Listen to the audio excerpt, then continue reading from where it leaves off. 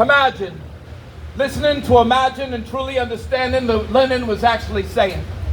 Mothers, I do believe it is time to stop baptizing your children in the same rivers where their ancestors once drowned. Before we were Indian,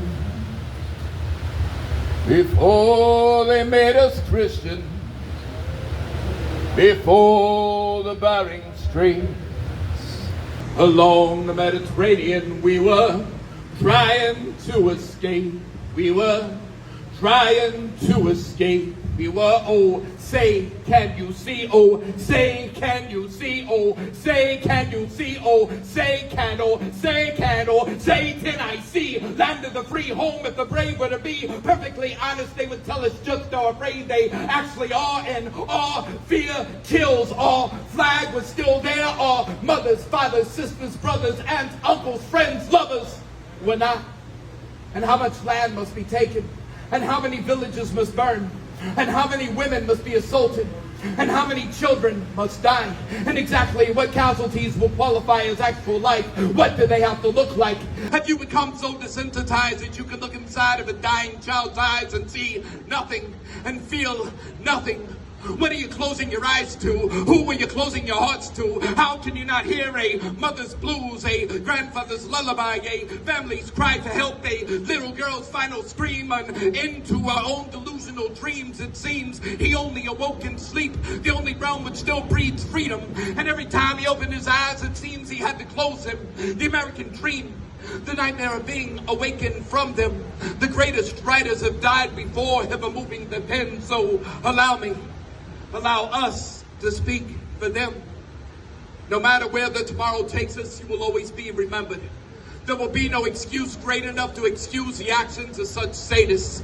I can no longer care for those that can no longer care. My heart belongs to strangers. Tamed us, trained us, renamed us. We are all strangers. Resculpted, remolded, repainted, cultivated, cultureless. The powers that be, the powers that be, the powers that be come with their against. The great division to blind our vision. A freedom fenced in one giant prison. A truth told in violence or history of violence. We teach children not to hit. We send young men out to war, and what for?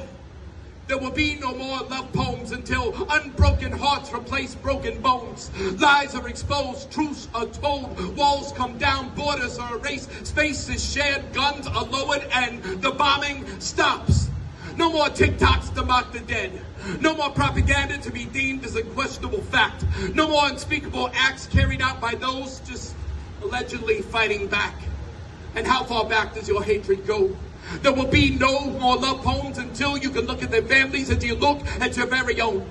How can you hug your child soon after you kill their child? How can you still speak of love? How can you close your eyes and pretend everything's all right? How can you so easily turn away? You judge an entire people, then ask for my sympathy and show no mercy to those in need and plead a lifeless corpse. Our leaders are no longer hiding who and what they are. All you have to do is listen. So just imagine. Listening to Imagine and truly understanding what Lenin was actually saying. The deadliest immigrant invasion all found in forefathers. Watch as the people forget their fellow people and make false messiahs out of their oppressors. And don't expect me to mourn over a simple little flesh wound and stay silent as hundreds of thousands are still dying. And 355 gunshots to one defenseless 6-year-old begging for a life. And Donald declared he would just allow them to finish. And there is no lesser evil between these two devils. And I want every one of you to practice what this nation pretends to be. Kind, compassionate, protective, loving, and if you made a stranger your enemy, I want you to get to know them. I want you to truly listen. I want you to empathize. I want you to see. I want you to be, I want you, won't you, and the world will be as one. Imagine.